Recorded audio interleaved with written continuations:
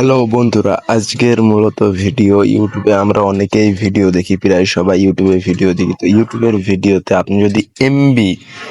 আপনি যদি ইন্টারনেটে যদি চালান, তাহলে পরে কিন্তু আপনার নেট কিন্তু তাড়াতাড়ি শেষ হয়ে যেতে পারে এবং ইউটিউবে অনেক এমবি খায়।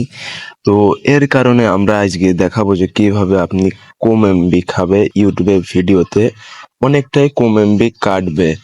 তো সেটাই আজকে দেখাবো, চলুন বেশি দেরি না করে প্রসেসটা শিখিয়ে দিই। তো এর জন্য আমাদের সরাসরি ইউটিউবে প্রবেশ করতে হবে।